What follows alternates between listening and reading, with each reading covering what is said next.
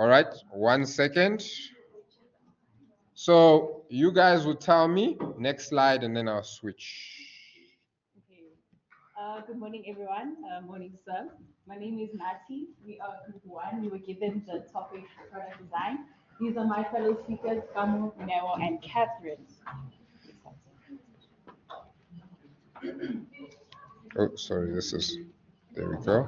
Okay, so the first point we have is product offering. So product offering is basically when a brand has multiple products. So we look at examples like Mercedes. They have SUVs, passenger cars, delivery trucks, etc. Then we have the product decision. This is when the brand decides on how they will basically make the product. So we look at the packaging, the branding, the quality of the packaging, and etc. And then we discuss all of this, but what exactly is a product? A product is something that can be defined as tangible or an intangible need satisfying product that is offered to consumers by businesses or firms. So these consumer products consist of three things: the core product, formal product, and need satisfying product. So number one, the core product. This is when, or this can be described as a technical or physical attributes that the product has. Then we have the formal product. This speaks on specific features such as the style, the quality, and the brand. Then we have need satisfying products. These go further into satisfying the needs of consumers. So so examples of this can be installation, guarantees, repair services, etc. Then we have the product image. This gives consumers a symbolic value of the product. So if you look at Laura Piana bags, Louis V, Gucci bags, these can be sold to people who truly know the brand and shop it. Next slide, sir. Perfect. Okay. In brand decisions, the brand decisions are critical choices that shape how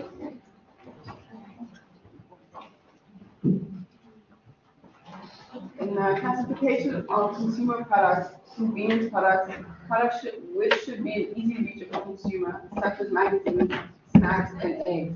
In the shopping products, when the consumer wants to compare sustainability, quality, price, and style before buying the product, for example, clothing and jewelry.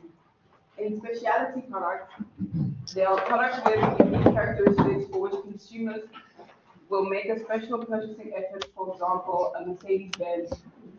In retail management strategies, to maximize profits, retail companies need to excel in three areas. Phase one, which is pursuing geographic expansion, such as acquiring real estate, developing the supply chain, recruiting and training store personnel, and building the brand. In phase two, it involves improving product selection, which means understanding category profitability, eliminating unprofitable products, and managing the product offerings. In phase three, it includes increasing customer value by understanding customer profitability, targeting desired customers, and managing customer value. In brand decisions are critical choices that shape how business positions itself in the marketplace. These decisions encompass various aspects such as brand identity, brand positioning, brand equity, and brand extension, among others. For example, Woolworths in South Africa has positioned itself as a premium retailer with a focus on high quality, ethically sourced products. What is a brand? A brand is a mark to make to distinguish them from a competing product or brand, example Burger King or McDonald's. And the following are breakdowns of the importance of brands in business, which include identity and differentiation, trust and credibility, customer loyalty and advocacy, emotional connection, competitive advantage, perceived value, brand equity, and business longevity. To continue on what brand decisions are, these are choices between strategies and they depend on the business's market positioning, product diversity, and the business's long-term goals. Brand decisions as product decisions are about aligning the product's characteristics with the brand's identity and marketing position.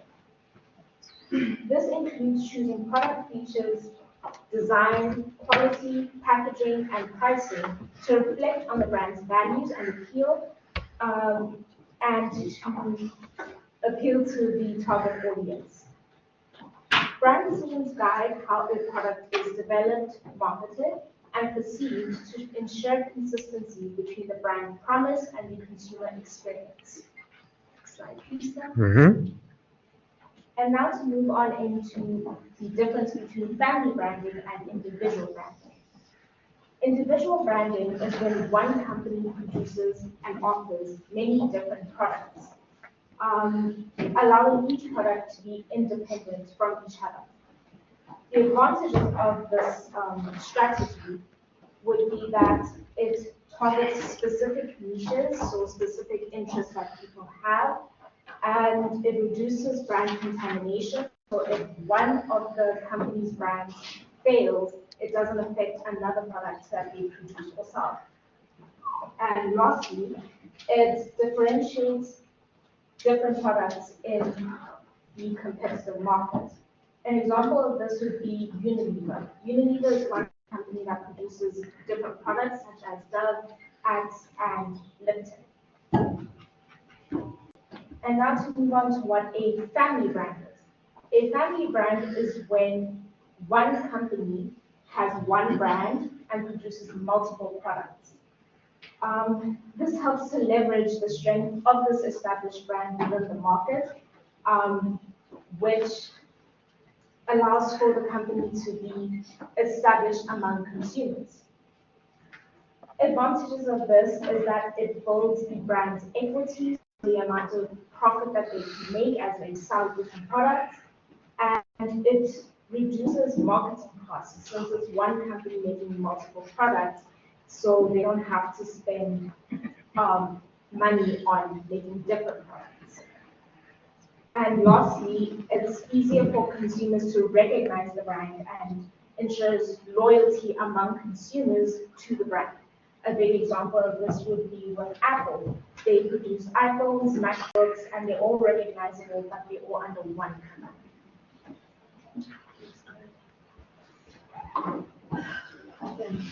So, choice of packaging.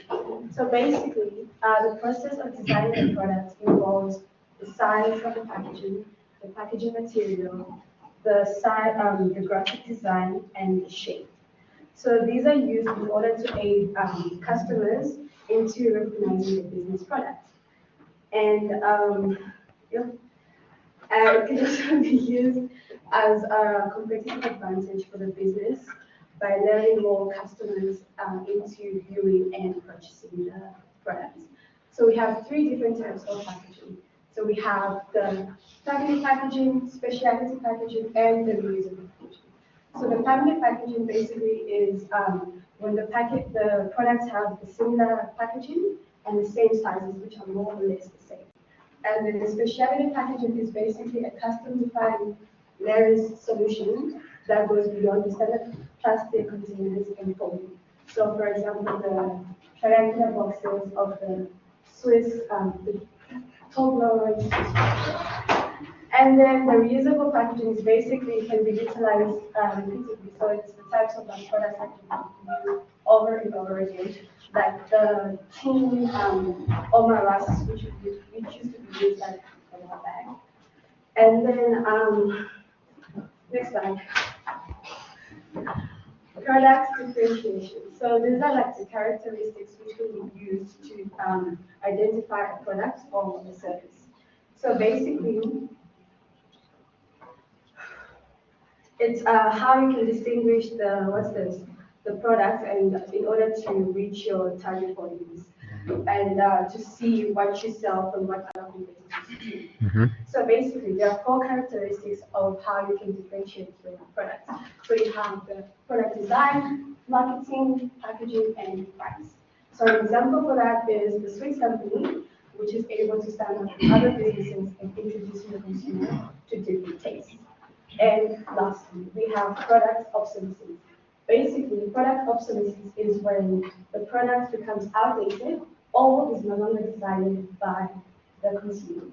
And this can happen due to a variety of reasons, which include like changing technology, fashion, and most importantly, customer preferences.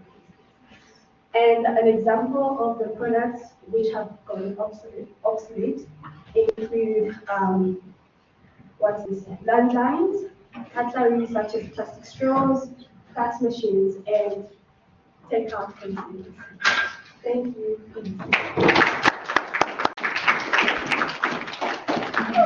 Thank you so much. You guys can take to your seat. Next group, you can come down. Awesome job, ladies. Thank you very much.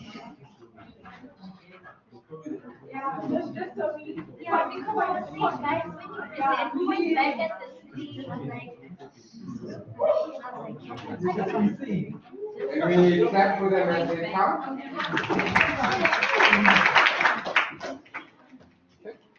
So, which presentation now is yours? Customer service. Okay. Customer service.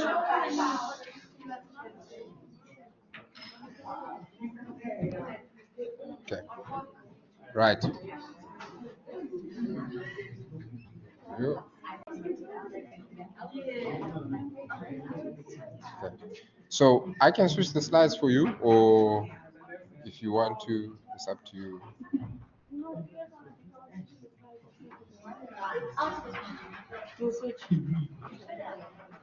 I don't mind switching them for you, but it's fine. So you just press down. Mine is just the first slide. Oh, yeah. Okay. Okay. Good morning, colleagues, and a very warm welcome to the world of customer service.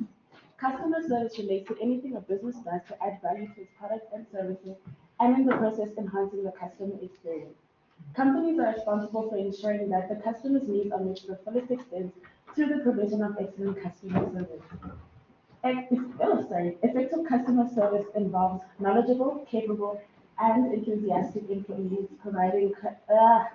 Yes. Can I restart? Because I was looking at people. Can I restart? Okay. Apologies, guys.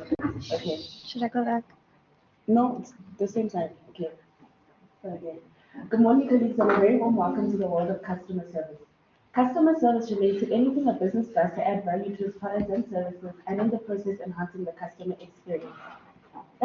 Companies are responsible for ensuring that the customer's needs are met to the fullest extent through the provision of excellent customer service. Effective customer service involves knowledgeable, capable, and enthusiastic employees delivering products and services that meet both the identified and unidentified needs of customers, resulting in positive word-of-mouth advertising and repeat business. Brink and Branch define customer service as a service provided to a customer before, during, and after a purchase has been made. Essentially, customer service is the support given to a customer to maintain customer loyalty and secure sales. With the help of the internet, customers are becoming increasingly aware of their rights and all the options at their disposal for need satisfaction. Taking this into consideration, it is important to understand that a customer's perception of a service is far more crucial than the service itself. Companies that fail to understand this and provide good customer service will not survive in the long run. Customer service is an aspect of a business that is constantly under improvement. Excuse me. It forms an integral part of a company's total product offering, behavior, and culture. Thank you, Gail. Next slide. Who is the customer? So we've got two types of customers, and those are internal customers and external customers. Now, external customers are customers that buy organizations' products but are not from within the organization. And now, how they interact with the organization could either be through face-to-face interactions or online. And the customers have got 5 basic needs. So now the first one is being services. So when they walk in the store, they expect us to give them some type of service, and we should add up to giving them the service that they expect. And then we've got pricing. So when they walk in, they also expect us to tell them the price so that they can know if there was one within the price range. And then quality, they always expect the best quality from us. And the fourth one being action. So now that means that should there be a problem with their product, they always expect us to always resolve their problems. Right. And then the last one being appreciation. So now, when we're servicing them, a little thank you or have a nice day after giving them service goes a long way. And then the second one is internal customers. So now those are people that work within the organization, and they're often overlooked, but it's not supposed to be that way because they are their service is the one that gives the business sorry, yeah, their service is the one that gives the business an opportunity to thrive. So if there's improved teamwork and they're working together, then the business will surely thrive. Next slide. Importance of customer service. So now companies gain competitive advantage by developing solutions. Employees feel good when they meet customer needs. So it is important for a business to thrive. And for a business to thrive, they have to follow the 4 Ps of marketing: product, price, promotion, and place. This means offering customers the right products at the right time, supported by the right promotion, and making them available at the right time and right place. Customers should be the center of all organizational activities because the main goal is to win and retain customers. Okay. So it is believed that retaining existing customers is more cost effective than acquiring new ones. So you need to follow 4 points to provide excellent service. And these points are making a great first impression, project a positive attitude, and communicate effectively, and building and maintaining relationships. Managing customer service. By definition, customer expectations are the personal vision that a customer has of an outcome that can be either negative or positive.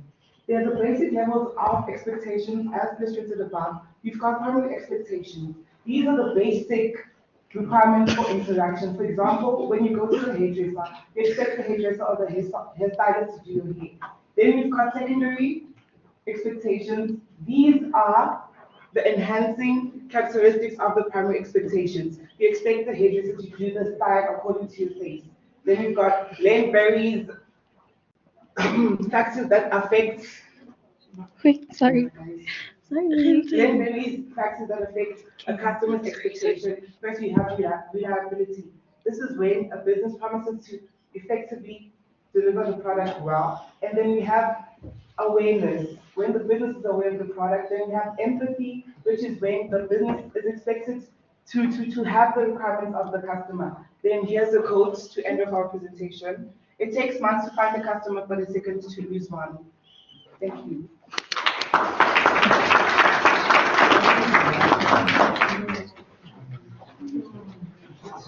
Is this the group that was missing a member? Yes. And you did it without them? Ah, you see now. You see? Yes, clap. All right. All right.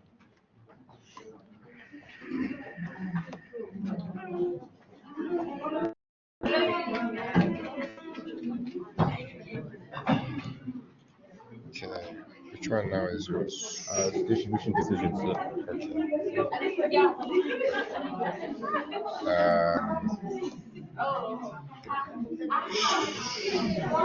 you want me to do it for you guys? I don't know.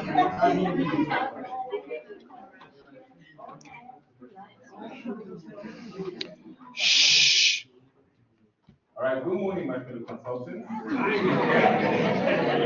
Group 3, and today we shall be presenting to you distribution decisions. On to the next slide. Now, what does distribution decisions include? It includes the description of distribution, the choice of distribution channel, which I'll be presenting to you guys now, the channel leadership, which Mr. Ryan over here will be presenting, market coverage, which Mal will be presenting to you guys, and finally, physical distribution, which Zhao will be presenting. Now, what is distribution? Well, distribution is one of the most important parts of market processes, and it involves the directing of flows of products and services from the business to the consumer in a manner that benefits both the consumer and satisfies their needs as well as satisfies the primary business objectives. Now, this will require distribution processes, which involves the flow of products using specific channel distributions, which are managed by marketing managers and requires the marketing manager to link those products and services using different intermediaries from the manufacturer to the consumer. Now, this is where channel leadership and market coverage play a role. So the channel leader within distribution decisions will help determine what the most effective distribution will be, while the market coverage will help determine how the products will flow from the business to the consumer. Now, how is this going to benefit you guys as my fellow consultants? Distribution can help your business enhance its reach as well as improve its target market as efficiently and effectively as possible. I want to move on to the choice of distribution channel. Now, what is a distribution channel? A distribution channel is the pathway along which products and services flow from the manufacturer to the consumer. Now, there are 5 different alternative distribution channels. These are categorized into direct and indirect distributions. Now, what is a direct distribution channel? A direct distribution channel is when the product goes directly from the manufacturer to the consumer without the use of any intermediaries. So a good example of this would be door-to-door sales or your local farmer selling their products on the roadside. Whereas indirect distribution would be the flow of products and services using intermediaries such as wholesalers and retailers to get their products to the consumer. Now, what are the factors that influence the choice of distribution? Well, there are 3 different factors. These factors would be the product type, which involves the perishability of the products, as well as bulk products, market characteristics, which involves local and widespread markets, and the existence of distribution structure. Now, a direct distribution channel will be more suited towards a perishable product type and would be more suitable for a local market as well as an existing distribution structure, whereas an indirect distribution channel would be more suited towards a widespread market and a bulk products. Now, in what ways can the choice of distribution channels benefit your businesses? Distribution channels can help your businesses to improve their product availability as well as boost their clients' profitability. I'm going to move on to channel leadership. Mr. Ryan. As Ian said, channel leadership has a big role in the distribution. What is channel leadership? Channel leadership is the business who controls and dominates the distribution channel, and this business is therefore known as the channel leader or channel captain. Channel leadership, traditionally, the manufacturer controlled the distribution channel, but more recently, the retailer has taken on a dominant role. The manufacturer is a channel captain, persuades intermediaries to distribute the product through a push and pull strategy. A pull strategy creates consumer demand through marketing communication. This can be done by directly advertising the product to the consumer. Push strategy offers incentives to intermediaries to actively promote the product. Retailer is a channel captain. Retailers with a strong network, strong customer loyalty, and financial resources can take over channel leadership. Retailers can also use the pull and push method for their products. This can be done by advertising, offering discounts, and allocating prime shelf space. Manufacturers may struggle to retain and control the retailer gaining brand loyalty. Retail formats in South Africa include general dealers, department stores, specialty stores, supermarkets, convenience stores, and informal stores. A brief summary of what I just said. The balance of power in distribution channels has shifted, with retailers increasingly taking on a dominant channel captain role. Manufacturers must use a combination of the pull and push strategy to persuade retailers to distribute their products. However, retailers with strong market position can take control of the channel by advertising, promoting, and allocating shelf space to the products they favor. Understanding the diverse retail formats in South Africa is crucial for business consultants to advise clients on effective channel management strategies. Thank you. There are three types of market coverage. Intensive market coverage, exclusive market coverage, and selective market coverage. Intensive market coverage utilizes as many suitable and available intermediaries as possible. Typical for convenience products, Coke, for example, is distributed through various outlets. Exclusive market coverage manufacturers limit the number of intermediaries handling the product. Intermediaries grant exclusive rights in a specific geographic area, commonly used for shopping and specific products like designer wear and cars. Selective market coverage, manufacturers select only the most efficient intermediaries to distribute the product. A middle ground between intensive and exclusive coverage can be used for convenience, shopping, and special products. For example, medicine is distributed through pharmacy. A brief summary of what I've just covered. The number of intermediaries used to distribute a channel is directly linked to the type of market coverage strategy. Intensive market coverage utilizes as many suitable intermediaries as possible, often seen with convenience products. Exclusive market coverage limits the number of intermediaries granting them exclusivity in a geographic area and is commonly used for shopping and specific products. Selective market coverage. Shh, guys. Selective market coverage lies between the two, where the manufacturers carefully choose the most efficient intermediaries, as seen with the products such as medicine.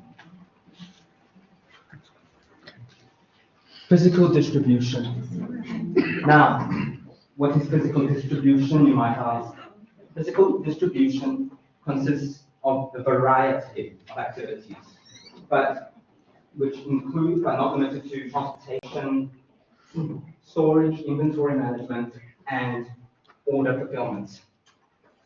What is the purpose of physical distribution, and why is it important? The primary purpose of physical distribution is to maintain a satisfactory level of service to clients, while also minimizing distribution costs, which in turn make the business more profitable, because everyone wants their profits. Now, balancing costs and services. It must be. Take your time, take your time.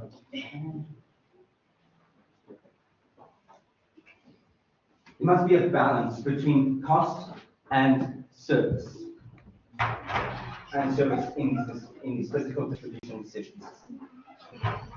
For effective. Shh, guys. For effective distribution ensures timely and reliable deliveries, adequate inventory to reduce low stock levels, and careful handling in minimizing the damage to the product. The three main components of physical distribution, which include selecting of warehouses, as well as the most effective modes of transportation. An example of transportation, of a mode of transportation, can be either through aircraft, cargo aircraft, railways, either freight, through freight rail. An example within South Africa can be our good old friend Transnet. And as well as internationally transporting goods can either be by ship or plane, as I previously mentioned. Now, collaboration between marketing and purchasing. Collaboration between marketing and purchasing managers is vital, as the marketing manager should be involved in planning and in the planning and decision-making process to ensure a smooth flow of products from manufacturer to the final consumer. Now, you might be wondering, how can physical distribution benefit you as a business, as fellow entrepreneurs, consultants, or future business prospects? By understanding the key aspects of physical distribution and how they can also be applied, it can benefit you as future entrepreneurs to provide valuable expertise and strategic direction to clients, ultimately contributing to the success of your business and in the local, regional, as well as the international markets. Thank you. We'll conclude our presentation for distribution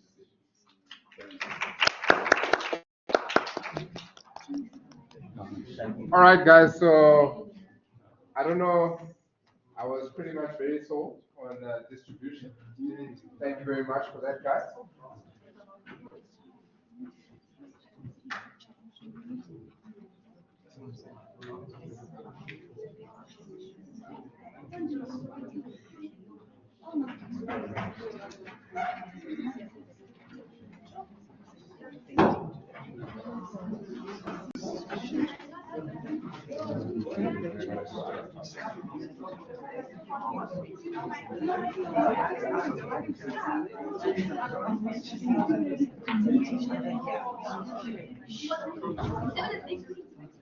Okay, guys, so I think let's just quickly take our 10-minute break now, and then we will reconvene. We'll reconvene.